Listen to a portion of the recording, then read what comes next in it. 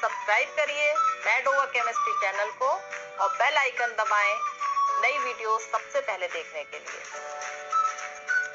Good morning students, आज हम लोग स्टार्ट करेंगे क्लास 12th का first chapter solid state. Previous classes में आप मैटर की डिफरेंट स्टेट्स पढ़ चुके हैं, जो होती हैं solid, liquid and gas. Class 12th में आप सॉलिड स्टेट को बहुत डिटेल में पढ़ोगे और काफी इजी चैप्टर है। इनफैक्ट पूरी केमिस्ट्री का, आपका क्लास 12th की केमिस्ट्री का सबसे इजीएस्ट चैप्टर होता है ये। तो इजी होने का मतलब ये नहीं है कि ये इंपॉर्टेंट नहीं है, काफी इंपॉर्टेंट चैप्टर है और बहुत सारी आप सॉलिड के बारे में नई नई चीजें इस चैप्टर में सीखोगे। तो लेट्स स्टार्ट। तो सबसे पहले हम सॉलिड की डेफिनेशन देख लेते हैं। आपको पता है, सिर्फ हम शुरू में थोड़ा सा बेसिक को ब्रशअप करेंगे जो हम पहले पढ़ चुके हैं, उसके बाद हम थोड़ा सा अपना हाई लेवल पर चलेंगे। तो सॉलिड की डेफिनेशन हम देख लेते हैं। That state of matter in which constituent particles are bonded with strong force of attraction. Solid क्या होते हैं? सॉलिड होते हैं जहां पर जो कॉन्स्टिट्यूएंट पार्टिकल्स होते हैं, जिन पार्टिकल्स से, चाहे वो एटम हो, मॉलिक्यूल हो, आयन हो, जिनसे मिल करके कोई भी सॉलिड का जो स्ट्रक्चर बनता है उसको कहते हैं कॉन्स्टिट्यूएंट पार्टिकल्स, राइट। तो इन कॉन्स्टिट्यूएंट पार्टिकल्स के बीच में जब बहुत स्ट्रॉन्ग बॉन्ड होता है तो ये उस स्टेट को हम कहते हैं सॉलिड स्टेट। इसको हम इससे समझ सकते हैं, ये आपने पढ़ा हुआ स्ट्रक्चर, ये सॉलिड है। इस तरह से आप सॉलिड का स्ट्रक्चर बनाते आए हो।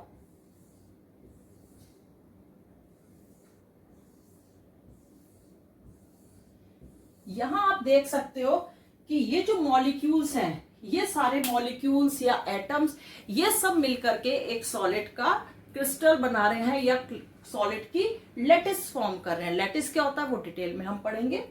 तो एक प्लेन में जिस तरह से ये मॉलिक्यूल्स या पार्टिकल्स अरेंज होते हैं, तो इस पैटर्न में जब ये बहुत क्लोजली पैक्ड है, बिल्कुल पास पास ये मॉलिक्यूल्स पैक्ड है, तो इनके बीच में आप देख रहे हो इंटरमॉलिक्यूलर स्पेस भी बहुत कम है, और क्योंकि बहुत पास है तो इनमें क्या होगा, फोर्स ऑफ अट्रैक्शन बहुत ज्यादा होगा, राइट। तो अब हम इसकी प्रॉपर्टीज देख लेते हैं। तो जो ये पार्टिकल्स का जो प्लेन में अरेंजमेंट होता है, उसी के बेसिस पर सॉलिड की प्रॉपर्टीज होती हैं। तो इसको जल्दी से हम एक बार रिवाइज कर लेते हैं, ये सब आपको पता है। First property, fixed shape, size and volume. क्योंकि ये पार्टिकल्स अपनी जगह से मूव ही नहीं कर सकते हैं। अब गैस के होते हैं तो वो फ्लो करते हैं, वाटर है, लिक्विड है, वो फ्लो करता है, ठीक है, लेकिन ये फ्लो नहीं कर सकते, ये अपनी जगह इंटैक्ट है। वो चीज अलग होती है कि ये जो पार्टिकल्स हैं ये अपने ही प्लेस पर वाइब्रेट करते हैं, ठीक है, ये इनमें अपने ही प्लेस पे वाइब्रेशन होता है, लेकिन ये अपना प्लेस नहीं छोड़ते हैं। प्लेस ना छोड़ने की वजह से इनका बहुत ही रिजिड स्ट्रक्चर हो जाता है, जिसकी वजह से इनकी fixed shape, size and volume fix हो जाता है। लीस्ट कंप्रेसिबल, अब इनके बीच में स्पेस ही नहीं है, तो आप इनको कंप्रेस कैसे करोगे? अगर मैं इसको बैंड करना चाहूंगी मार्कर को, तो ये बैंड नहीं होगा, क्योंकि इसके मॉलिक्यूल्स इतना कॉम्पैक्ट है, इतना क्लोजली पैक्ड है कि इसमें फ्लेक्सिबिलिटी है ही नहीं। फ्लेक्सिबल कौन होगा? जो थोड़ा सा बैंड हो सकता हो, बैंड होने के लिए स्पेस हो, लेकिन यहां पर तो स्पेस ही नहीं है, तो लो फ्लेक्सिबिलिटी होती है।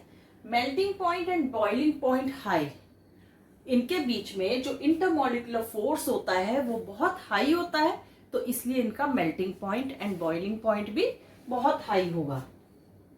Conductors of electricity and heat, good conductor होते हैं हीट एंड इलेक्ट्रिसिटी का। आप देखिए, कोई भी मेटल रॉड है, आप अगर एक एंड से गर्म करोगे तो उसका दूसरा एंड गर्म हो जाता है। रीजन क्या होता है? सपोज करो यहां पर आपने इसको फायर दी और यहां से आपने इसको गर्म करना, हीट करना शुरू करा, तो क्या होगा, हीट जाएगी इस पार्टिकल पर, हीट को गेन करके इसकी काइनेटिक एनर्जी बढ़ेगी, तो ये क्या करेगा, ये अपने ही प्लेस पे वाइब्रेट करना स्टार्ट करता है। जब ये वाइब्रेट करेगा तो ये किससे टकराएगा? इससे। ये अपनी हीट को यहां पर ट्रांसफर करेगा। अब ये मॉलिक्यूल भी वाइब्रेट कर रहा है, ये कहां जाएगा? यहां। इस तरह से जो फ्लो ऑफ हीट है वो यहां भी इस डायरेक्शन में भी जाएगा, ठीक है। तो ये इस तरह से हीट का या इलेक्ट्रिसिटी का कंडक्शन सॉलिड्स में होता है। तो ये थी बिल्कुल बिल्कुल बेसिक प्रॉपर्टीज जो आप प्रीवियस क्लासेस से पढ़ते आ रहे थे। अब हम देखते हैं कि अब हमें क्या नया पढ़ना है क्लास 12th में। अब हम देखते हैं सॉलिड के 2 टाइप्स। सॉलिड को हम 2 कैटेगरीज में डिवाइड कर सकते हैं, क्रिस्टलाइन एंड एमॉर्फस सॉलिड। देखिए, आप अगर हम एक एग्जाम्पल लेते हैं चौक का, चौक जिससे हम ब्लैक बोर्ड पर लिखते हैं, और एक मार्बल का, दोनों ही चीजों से आप बहुत ज्यादा फेमिलियर हो। कॉमनली आप अपनी डेली लाइफ में ये दोनों चीजें देखते हो, तो आपको पता है ये दोनों चीजें किससे मिलके बनी होती हैं, कैल्शियम कार्बोनेट से। लेकिन आप इनका नेचर देखिए कितना डिफरेंट है। चौक को आप ऐसे करके ब्रेक कर सकते हो, लेकिन आप जो मार्बल होता है उसको इस तरह से ब्रेक नहीं कर सकते हैं, जबकि दोनों सेम मटेरियल के बने हैं। तो डिफरेंस कैसे आ गया दोनों में? डिफरेंस आ गया उनका जो पार्टिकल्स का अरेंजमेंट है किसी भी प्लेन में, उसके बेसिस पर। तो उसके बेसिस पर हम जो सॉलिड्स हैं, सॉलिड को 2 टाइप में डिवाइड करते हैं, crystalline solid and amorphous solid. तो किसके बेसिस पर हम इसको डिवाइड कर रहे हैं? जो पार्टिकल्स का एक प्लेन में अरेंजमेंट है।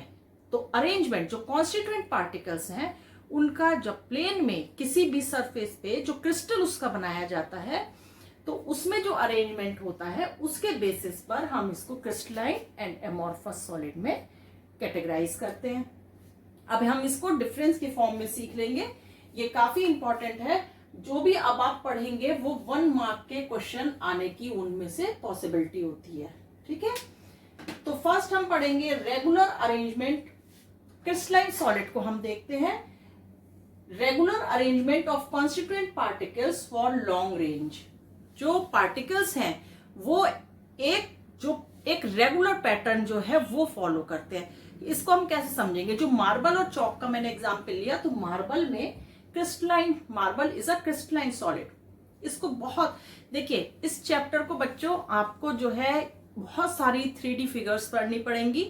तो it is not possible to draw all the 3D images on the white board.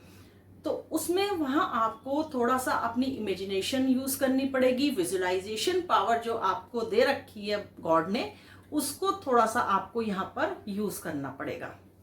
ठीक है, रिलेट करके पढ़िए। हमेशा मैं आपको बताती हूँ कि कोई भी कॉन्सेप्ट आप पढ़ते हो, कोई भी चीज पढ़ते हो, उसको रिलेट करो अपनी डेली लाइफ में, तो उन चीजों को समझना थोड़ा सा हमारे लिए इजी हो जाता है। तो मैं इसको क्रिस्टलाइन सॉलिड, जो मैंने फर्स्ट लाइन अभी आपको बताई है, regular arrangement of constituent particles for long range. एक लॉन्ग रेंज में पार्टिकल्स जो है एक रेगुलर पैटर्न में अरेंज्ड हैं। मैं यहां पर एक ड्रॉ करके आपको दिखा देती हूँ। देखिए, जैसे ये ब्लू पार्टिकल्स हैं, दूर दूर इनको करके दिखा रही हूँ जिससे आपको क्लियर समझ में आ जाएगा। इनके बीच में, पार्टिकल्स के बीच में स्पेस नहीं होता है, लेकिन हम यहाँ पे स्पेस क्यों शो कर रहे हैं? क्योंकि हमको एक रेगुलर पैटर्न जो है आपको शो करना है, इसलिए।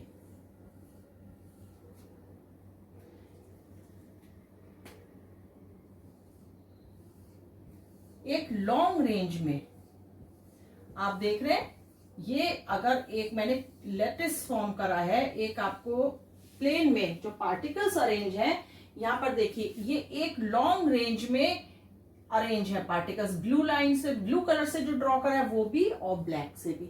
तो ये आप इसको कैसे समझेंगे? जैसे आप अपने क्लासरूम में बैठते हैं, आपके टीचर क्लास में है, तो क्या होगा? आप इसी तरह तो बैठते हो, रो वाइज, रो में अरेंज होते हो। तो क्लास को अगर हम देखते हैं तो पूरे बच्चे एक रेगुलर पैटर्न में हमको बैठे हुए दिखते हैं। ठीक है, अब दूसरी साइड आप समझ लीजिए कि जो एमॉर्फस सॉलिड होते हैं, regular arrangement of particles are for short range. Suppose करिए ये बस, इसके बाद क्या हो जाएगा? इसके बाद कोई बच्चा यहां आ जाएगा, कोई यहां आ जाएगा, कोई यहां आ जाएगा, राइट? और यहां पर अगर हम ब्लैक की बात करें तो यहां आ जाएगा, कोई यहां आएगा, यहां आएगा। इस तरह से जो है एक लॉन्ग रेंज में नहीं चलता, एक शॉर्ट रेंज में। ये देखिए, ये शॉर्ट रेंज आ गई, यहां पर हम देखेंगे ये शॉर्ट रेंज में अरेंज हो गई, ये शॉर्ट रेंज में अरेंज हो गए। तो ये सिचुएशन कब आती है? जैसे ही आपकी टीचर क्लास को लीव करती हैं, तो ये वाली सिचुएशन आ जाती है कि कोई बच्चा कहीं अपने फ्रेंड के पास मिलता है, कोई कहीं पर मिलता है। तो उस समय जो आपकी क्लास की कंडीशन होती है उसको आप विजुअलाइज करो और उसको रिलेट करो अमॉर्फस सॉलिड के साथ, राइट। सेकेंड, जो क्रिस्टलाइन सॉलिड होते हैं ये ट्रू सॉलिड है, ट्रू सॉलिड होते हैं, ठीक है। अमॉर्फस सॉलिड्स जो है ये स्यूडो सॉलिड है। Pseudo means false and solid तो आपको पता है, तो जो फॉल्स सॉलिड है या इनको हम सुपर कूल्ड सॉलिड भी कहते हैं। इसमें हम ग्लास के एग्जाम्पल से समझेंगे और ये क्वेश्चन आपका एग्जाम में आता है, ठीक है। Glass is a super cooled solid. Why? Glass को बहुत ठंडा करा जाता है, ठंडा करके उसको सॉलिडिफाई करा जाता है, सॉलिड की फॉर्म में कन्वर्ट करा जाता है। तो क्या होता है, जो आपने अगर देखा होगा कि जब आप मॉन्यूमेंट्स देखने जाते हो तो वहां पर जो विंडो पेन होते हैं, जो ग्लास लगे होते हैं विंडो में, अगर अब आप इस चीज को नोटिस करना, अभी तक आपने नोटिस शायद ना करा हो, अब आप नोटिस करिएगा कि जो उस ग्लास की थिकनेस है, सपोज करिए ये आपका एक विंडो पेन है, ठीक है। तो जब आप उसको काफी ईयर्स, ऐसा नहीं है कि आपके घर में जो विंडो लगी है उसका ग्लास को आप चेक करेंगे तो वहां पर आपको नहीं दिखेगा, क्योंकि ये जो चेंज आता है ये it takes a long period, ठीक है। तो अगर मॉन्यूमेंट्स में आप यहां पर इस तरह से टच करेंगे तो यहां से जो आपको ग्लास है वो थिक फील होगा और यहां पर थोड़ा सा थिन फील होगा। तो वो इसलिए होता है कि इतने साल हो गए, वो हीट, रेन, मतलब जो भी क्लाइमेटिक कंडीशंस होती हैं वो विंडो पेन बेचारा इंटैक्ट है वहां पर। तो उन सब के इफेक्ट से क्या होता है, वो धीरे धीरे जो है यहाँ पर फ्लो करने लगता है, फ्लोट करता है, फ्लो कर करके वो यहाँ पर एक्यूमुलेट होता जाता है। तो यहाँ पर जो थिकनेस है वो ग्लास की बढ़ जाती है और ऊपर थिकनेस कम होती है। तो इसीलिए ग्लास को हम कहते हैं सुपर कूल्ड सॉलिड। लेकिन ये आपको ध्यान में रखना है कि ये कोई एक दो साल, 4-5 साल, 10 साल उनमें नहीं होता है, काफी साल लगते हैं इस प्रोसेस को, क्योंकि इतना स्लो, बहुत स्लो प्रोसेस होता है। तो इतना जितना आप इसको फील कर सको उसके लिए काफी टाइम आपको देना होता है किसी भी चीज में। Next point is melting point is sharp. देखिए रेगुलर अरेंजमेंट है, इस रेगुलर अरेंजमेंट को ब्रेक करने के लिए क्रिस्टलाइन सॉलिड जो है उनका मेल्टिंग पॉइंट बहुत ज्यादा होता है। आप एक हाथ पकड़ के रो में खड़े हो तो आपकी रो को तोड़ना मुश्किल होगा। अगर आप इधर उधर, कोई बच्चा इधर खड़ा है, कोई बच्चा इधर खड़ा है, तो कोई भी उसको इजीली ब्रेक कर सकता है रो को, ठीक है। तो यहाँ पर मेल्टिंग पॉइंट अमॉर्फस सॉलिड में शार्प नहीं होते हैं, एक डिफरेंट रेंज में आता है इनका melting point, sharp melting point नहीं आएगा। नेक्स्ट जो पॉइंट है, this is very very important, जो ये है एनाइसोट्रॉपिक इन नेचर। तो ये एनाइसोट्रॉपिक क्या होते हैं, बहुत इंपॉर्टेंट प्रॉपर्टी है। Crystalline solids anisotropic in nature, amorphous solid isotropic in nature. Anisotropic का मतलब होता है बच्चों, देखिए जब ये इस तरह से अरेंजमेंट है, अगर हम यहां से देखेंगे, इस एंगल से अगर आप देखोगे तो पार्टिकल्स एक रेगुलर अरेंजमेंट में दिख रहे हैं। अब अगर आप इस एंगल से देखोगे, इस एंगल से अगर आप देखना चाहोगे तो यहां पर क्या हो रहा है, एक ब्लू एक ब्लैक, एक ब्लू एक ब्लैक, एक ब्लू। तो यहां पर क्या है, ये इनका पार्टिकल्स का अरेंजमेंट जो है वो चेंज हो गया है, एक रेगुलर पैटर्न इसको नहीं मिल रहा है। तो क्या होगा, यहां पर अगर आप इस डायरेक्शन से मेजर करते हैं, अगर आप इस डायरेक्शन से इसकी फिजिकल प्रॉपर्टीज को मेजर करते हैं तो उसकी जो वैल्यू आएगी, फिजिकल प्रॉपर्टीज हो गई इसकी, जैसे इलेक्ट्रिकल रेसिस्टेंस हो गया, रिफ्रैक्टिव इंडेक्स हो गया, ये सारी जो प्रॉपर्टी है, जब आप इधर से देखोगे तो उनका जो रिजल्ट आएगा, जो उनकी रीडिंग आएगी वो डिफरेंट आएगी। जब आप किसी दूसरे एंगल से देखोगे तो उसकी रीडिंग अलग आएगी, क्योंकि जो पार्टिकल्स हैं उन पार्टिकल्स का अरेंजमेंट डिफरेंट एंगल से चेंज हो जाता है, right. So this property is called anisotropic. Isotropic in nature, iso मतलब सेम, ट्रॉपिक मींस वे, मतलब सेम वे। अब इसका इतना इररेगुलर सा पैटर्न है कि आप इसको यहां से भी मेजर कर लो, यहां से आप देखोगे या आप यहां से देखोगे तो क्या इररेगुलरिटी, आपको हर एंगल से इररेगुलरिटी मिलेगी पार्टिकल्स के अरेंजमेंट में। तो क्या होगा, वहां मोर और लेस जो है वो रीडिंग सेम आ जाती है। लेकिन यहां पर रिमार्केबल चेंज आएगा, यहां पर इस एंगल से आप देख रहे हो तो सेम पार्टिकल्स एक से अरेंज है, लेकिन यहां पर क्या देख रहे हो, पार्टिकल्स जो है वो डिफरेंट पार्टिकल्स एक पैटर्न में अरेंज है, तो दोनों तरफ से जो रीडिंग है वो डिफरेंट आ जाएगी।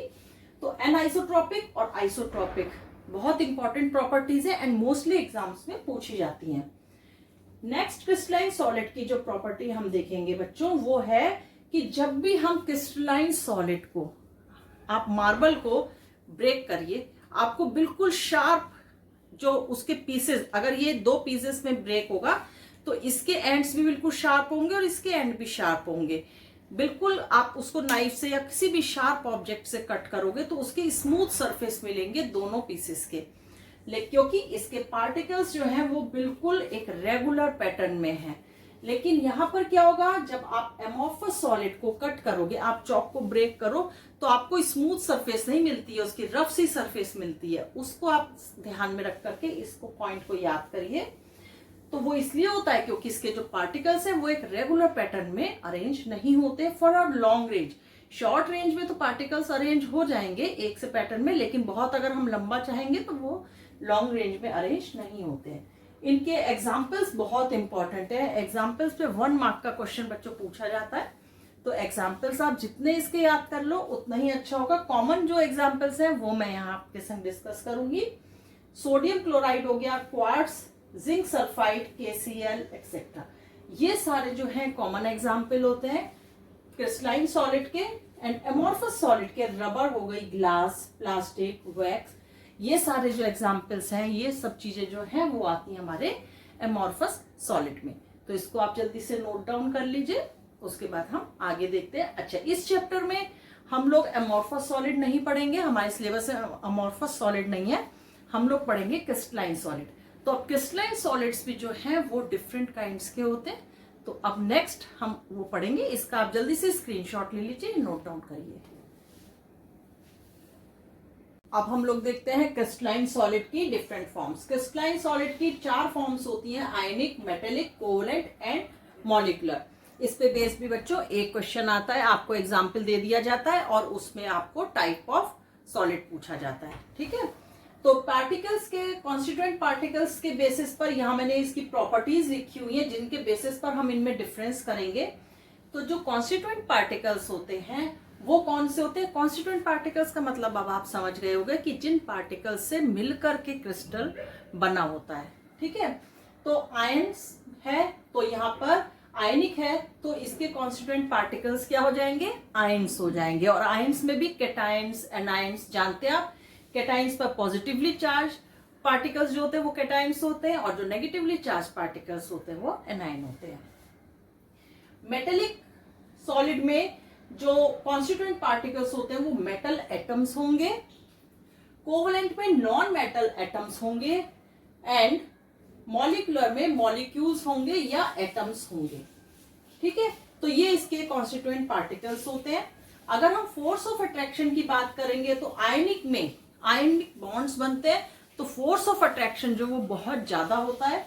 यहां पर मेटेलिक बॉन्ड में जो मेटेलिक सॉलिड होते हैं इनमें मेटेलिक बॉन्ड्स फॉर्म होते हैं और कोवलेंट में कोवलेंट बॉन्ड फॉर्म होंगे, मॉलिक्यूलर में वैन डर वाल्स फोर्स होगा पार्टिकल्स के बीच में, राइट।